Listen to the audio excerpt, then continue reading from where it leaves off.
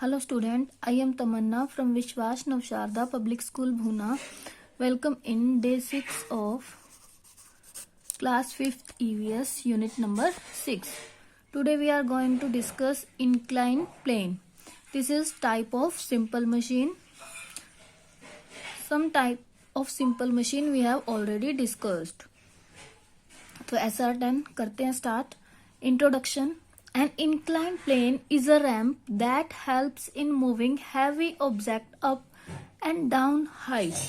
देखिए आपने पहले देखिए आपने कभी सोचा होगा कि कोई भी हैवी ऑब्जेक्ट है हम उसे ऊपर कैसे लेके जाते हैं, ठीक है, या फिर ऊपर से नीचे कैसे लेके जाते हैं. बाय स्टेयर्स तो हम इतने हैवी ऑब्जेक्ट को उठा नहीं सकते, ना ही नीचे ला सकते. तो उसे उठाने के लिए क्या है, एक रैंप बनाया जाता है, ठीक है. उस रैंप की हेल्प से इस तरह से हम क्या करते हैं, ले जाते हैं और इस तरह से वापस ले आते हैं. तो यही होता है incline plane. And incline plane is a ramp. एक रैंप है जो किसी हैवी ऑब्जेक्ट को ऊपर या नीचे हाइट पे मूव करने में हमारी हेल्प करता है. It is a plane surface set against a horizontal surface at an angle. ये क्या है, एक प्लेन सरफेस है, ठीक है, जो हॉरिजॉन्टल सरफेस पे एक एंगल पे सेट हो जाता है. In the image on the right पे इमेज है. You can see how pushing the box up the inclined plane is easier than lifting the box to same height. मतलब ये क्या है, एक प्लेन सरफेस है बट क्या करते हैं, अगेंस्ट अ हॉरिजॉन्टल सरफेस एक एंगल पे हम उसे रख देते हैं. इन द इमेज में दिखाया हुआ है राइट साइड पे, आप देखो इसमें बॉक्स को हम ऊपर पुश कर रहे हैं, ठीक है, इंक्लाइन प्लेन पे. अगर उठाकर जाएं इस तरह से तो मुश्किल हो जाएगा, बट इस तरह से लेके जाते हैं तो क्या होता है, हमारा काम इजी हो जाता है. देखिए effect of angle of incline plane. देखिए अभी हमने ऊपर पढ़ा एक लाइन कि इंक्लाइन प्लेन को अगर हम सेट करते हैं तो हॉरिजॉन्टल सरफेस पे एक एंगल पे सेट करते हैं. दिस इज हॉरिजॉन्टल सरफेस, एक एंगल पे हमने इंक्लाइन प्लेन को सेट कर दिया. तो अब ये बता रहे हैं कि एंगल का इफेक्ट क्या पड़ता है. देखिए एंगल ऑफ इंक्लाइन प्लेन, देखिए अगर ऐसे होगा बिल्कुल खड़ा सीधे की तरह ही हो गया ये तो ज्यादा एफर्ट लगाना पड़ेगा. ऐसे होगा थोड़ा इससे कम एफर्ट, फिर होगा इससे कम एफर्ट, इससे कम एफर्ट, इससे कम एफर्ट. मतलब जितना कम क्या होगा एंगल होगा उतना ही हमें कम एफर्ट लगाना पड़ेगा. As the angle of the incline plane decrease, जैसे जैसे एंगल डिक्रीज होगा तो हमें जो एफर्ट रिक्वायर्ड है वो भी क्या हो जाएगा, डिक्रीज हो जाएगा. In the image below you can see how the angle against affect the effort required to move the load. Image में दिखाया गया है, हम देख सकते हैं कि एंगल किस तरह से एफर्ट को अफेक्ट कर रहा है. देखिए some example of incline plane include ramp. कुछ एग्जाम्पल है जिसमें क्या है, रैम्प हो गया which help people with disabilities access building, slide in the park and even roads built on hills and mountains. मतलब कि जो इंक्लाइन प्लेन है देखिए इस तरह से बनाए जाते हैं, ठीक है, इस तरह ये भी इंक्लाइन प्लेन है, और जो माउंटेन पे होते हैं वो भी क्या है, इंक्लाइन प्लेन, ठीक है. रैंप हो गया, स्लाइड्स, दिस इज स्लाइड्स, देखा होगा वाटर पार्क्स में इस तरह से स्लाइड बने होते हैं. और ये माउंटेन रोड हो गई, ये भी क्या होते हैं, इंक्लाइन प्लेन का एक एग्जाम्पल है. ये झूला तो सभी ने देखा ही होगा. तो ये था हमारा incline plane. Next topic discuss करते हैं. Next topic is screw. To join things together, मतलब कि अगर हमने दो थिंग्स को टुगेदरली ज्वाइन करना है तो उसके बीच में हम नेल का यूज करते हैं, ठीक है. It require a lot of effort to hammer a nail in. मतलब कि हमें क्या है, हैमर की हेल्प से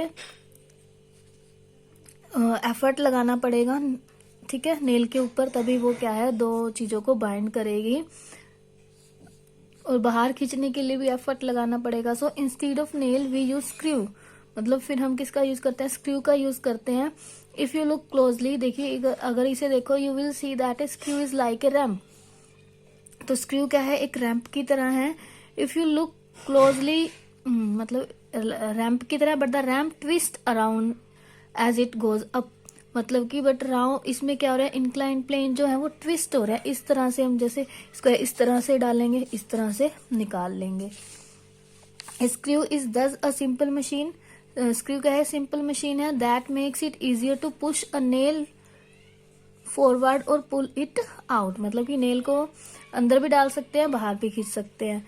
एज ए स्क्रू रोटेट, जैसे स्क्रू रोटेट होगा, इट ऑल्सो मूव फॉरवर्ड, और ये क्या होगा, फॉरवर्ड मूव करेगा। सभी ने देखा होगा ये। देखिए, we use screw very frequently in our daily life, screw का यूज हम डेली लाइफ में करते हैं। Nuts and bolts use in our homes, हमारे घर में यूज किया जाता है। लिड्स ऑफ जार्स में भी use, light bulb and even drills apply the principal of screw. ठीक है, सभी में ही किसका, ड्रिल्स जो होती हैं होल करने के लिए, उसमें भी प्रिंसिपल ऑफ स्क्रू का यूज किया जाता है। An inclined plane create a screw, nut and bolt, jar and lid, light bulb, drill, इन सभी में क्या है, स्क्रू के प्रिंसिपल का यूज किया जाता है। देखिए, car screw jack, as a screws rotate, जैसे स्क्रू को रोटेट किया जाता है, इट मूव फॉरवर्ड, ये फॉरवर्ड मूव करेगा। This property is use for car jack, car jack के लिए ये प्रॉपर्टी यूज की जाती है। Where turning the jack moves the car up, jack जैसे ही टर्न करेगा कार अपवर्ड मूव करेगी।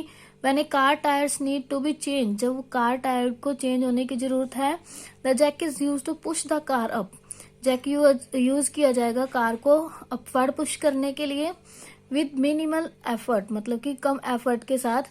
And then the tyre can be removed, और टायर को क्या फिर रिमूव कर दिया जाएगा। This is car screw jack. Okay, screw के बारे में था। नेक्स्ट हमारी सिंपल मशीन है वेज। देखिए, a wedge is a triangular shape simple machine made up of two inclined plane joint together, मतलब कि इसमें दो इंक्लाइंड प्लेन होते हैं जो टुगेदरली जॉइन होते हैं। A wedge is use to split two object apart, मतलब वेज को स्प्लिट किया जाता है दो ऑब्जेक्ट को दूर करने के लिए। Cut an object into pieces और होल्ड टू ऑब्जेक्ट टुगेदर, ठीक है, इस तरह से अलग अलग करने के लिए और इस तरह से टुगेदर करने के लिए। For example, an axe head is wedge, axe का जो हेड होता है वो क्या होता है, एक वेज ही होता है, मतलब कुल्हाड़ी का जो इस तरह से, ये क्या है, एक वेज है।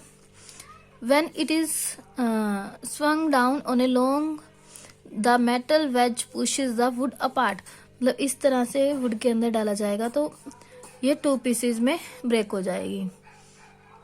It pushes apart the wood by applying less force, मतलब कि इससे लेस फोर्स लगेगा और जो वुड है वो टू पीसेज में टूट जाएगी। देखिए, कुल्हाड़ी क्या है, वेज का एग्जाम्पल है, और नाइफ भी क्या है, वेज का एग्जाम्पल है।